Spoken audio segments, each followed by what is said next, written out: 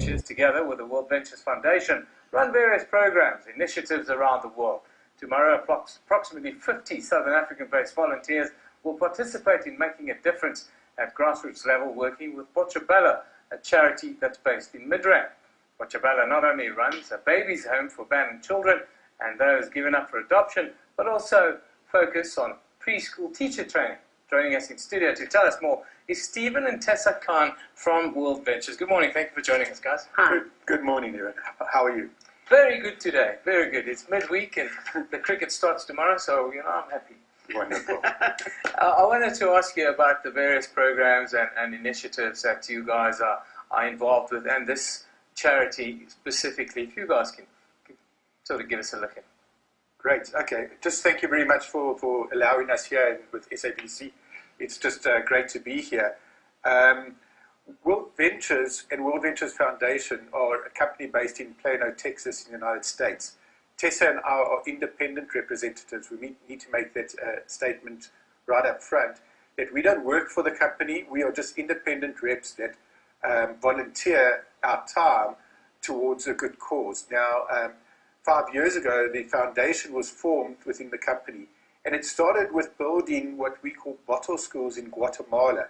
And Hug It Forward, which is a charity organization, requested some of us as volunteers and members as ourselves. We have the people and the manpower, and they have the principles and the system to work. And that began WorldVentures Foundation. So it's all volunteers that are representatives for the company. Tell us about Botshabelo and the sort of interjections you guys are involved with. Wow, well, I always look at everything as how do I give back? And we were introduced to Botshabelo in December, where we had a braai, where we got together, we collected stuff to donate to the home. And we decided we wanted to do a volunteerism here in South Africa so we can give back to our people. And we went into Botshabelo, and I left my heart there. So what they do is Botshabelo look after children from the ages of birth to the age of 2. They are abandoned children, children that are up for adoption. So they do a lot of that work. And I said to them, how do we give back? And they said, well, we've got another arm that actually helps uplift and educate children from the age of 6 months to 6 years. And that's where my passion actually lies. So now with this sort of interjection, are you looking at maybe extending it elsewhere around the country, taking it a little bit nationwide? Well, absolutely. I mean, we have representatives in all the major cities and all around South Africa. There is an initiative that is taking place in Durban. We have started this one here in Johannesburg, Midrand area. There's one that started in Zimbabwe last year because we located there as well. So yes, we'd love to extend this further around South Africa. However, we've at the moment identified 14 schools that are part of the teacher training program.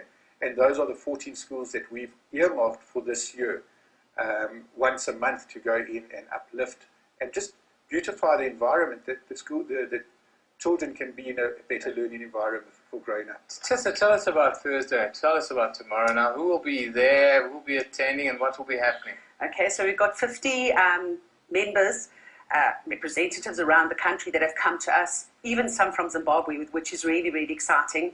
We're all going to meet up in Midrand. We're going through to Botshabelo.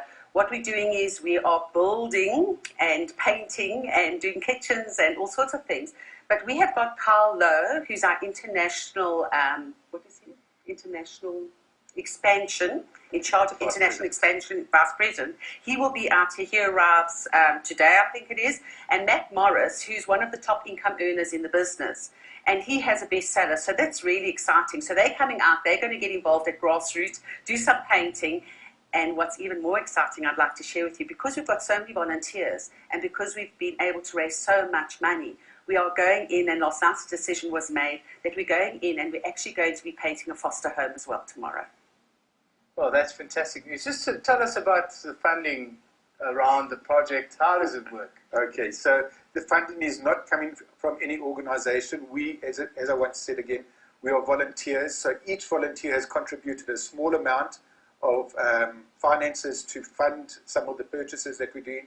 But we've had people doing cupboards over the week. They've put kitchen cupboards in. We're putting kitchen sinks in. We've got a fridge that has been donated. We're taking the kids out of the school to Laurie Park zoo, and they're able to give us a massive discount. And it's just amazing how giving people are when you actually put this out into the nation. It's just so heartwarming. That's fantastic, and it's a fantastic, and all the success tomorrow. It's a real fantastic initiative, and hopefully you guys can take it around the country and really make a difference. Thank you very much. That's Stephen and Tessa Khan from WorldVentures.